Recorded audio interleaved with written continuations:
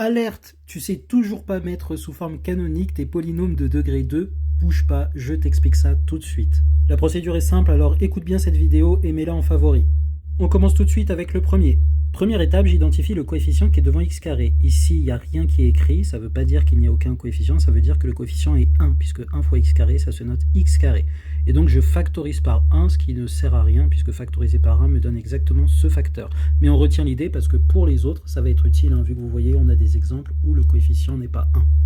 Deuxième étape, je vais juste écrire le terme en x carré et le terme en x, et je vais essayer de trouver une identité remarquable dont le développement me donne ça au début. C'est-à-dire que j'aurai quelque chose de cette forme-là, un truc inconnu plus un autre truc inconnu au carré, et je veux qu'en développant, ça me donne déjà le début de ça. Pour rappel, les identités remarquables, c'est pas ça au carré plus ça au carré, ne te fais pas bolosser. Et donc dans l'identité remarquable, j'ai le premier au carré qui va me donner x carré, donc ici je ne peux avoir qu'un x.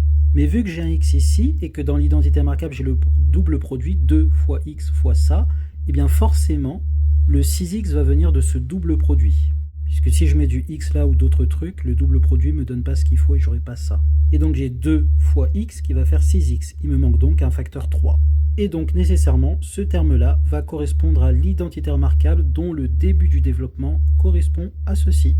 On peut vérifier en développant. J'ai x plus 3 au carré qui fait x carré plus 2 fois 3 fois x plus 3 au carré, ce qui me fait bien x carré plus 6x plus 9. J'ai bien la première partie. Et maintenant, je vais utiliser cette égalité pour isoler cette partie. Donc j'ai ça au carré qui est égal à ceci plus 9. Donc ça, c'est bien ça au carré moins 9. Et donc j'obtiens cette égalité-là, que je vais maintenant remplacer dans mon expression. Donc j'avais séparé le moins 8 pour bien nous concentrer sur ça. Et ça me donne x plus 3 au carré moins 9, moins 8. Ce qui nous fait x plus 3 au carré moins 17. Et si tu développes, tu vas voir que ça donne bien l'expression x carré plus 6x moins 8. Et donc on a mis sous forme canonique. Check. Même délire pour le deuxième, le coefficient devant x c'est 1, donc pas nécessaire de faire la factorisation. Je regarde le début du développement qui va me donner le terme en moins 5x. Et tu peux vérifier les calculs, ça va bien être ça, puisque j'aurai 2 fois x fois moins 5 demi. Donc les deux vont se simplifier, j'aurai bien moins 5x, ce qui est le terme ici.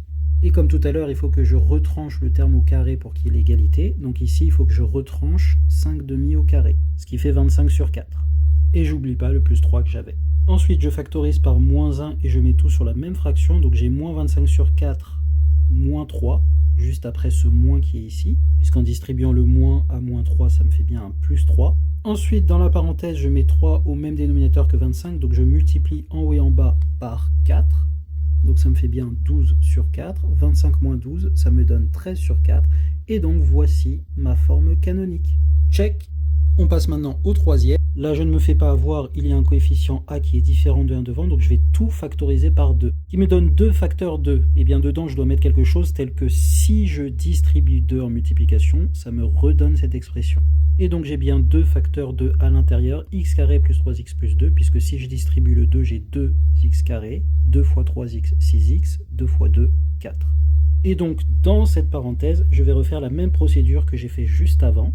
Je vais chercher quelle identité remarquable a pour développement ceci, dans ces deux premiers termes. On finit par voir un petit peu le schéma arrivé. Le premier terme, ça sera toujours x, puisque là, j'ai que un x carré. Et le deuxième terme, ça sera toujours ceci, divisé par 2, sans le x, bien sûr. Pourquoi? Parce que j'aurai donc x carré plus 2 fois x fois 3 demi. 2 fois 3 demi, les deux se simplifient. J'ai 3 fois x, qui me fait bien le terme en 3x. Mais j'oublie pas que j'ai un 3 demi au carré qu'il faut que j'enlève pour que ce soit strictement égal à ces deux termes-là. Et donc je retire 9 quarts, puisque 3 demi, le tout au carré, c'est 3 au carré sur 2 au carré, autrement dit 9 quarts. Et je n'oublie pas le plus 2 que j'avais là. Ensuite, je factorise par moins et je mets au même dénominateur le plus 2. Donc j'ai bien un moins 2 que je multiplie en haut et en bas par 4, qui me donne moins 8 quarts. Ce qui me donne ceci. Ou ceci après avoir distribué le 2, donc j'ai distribué le 2 au premier terme et ensuite au moins 1 quart. En fait, les deux sont valides, ça dépend de, dans le cours, comment le prof vous a défini ce qu'est la forme canonique. Check. Allez, je te laisse gérer les 3 derniers, mets ta réponse en commentaire, bisous.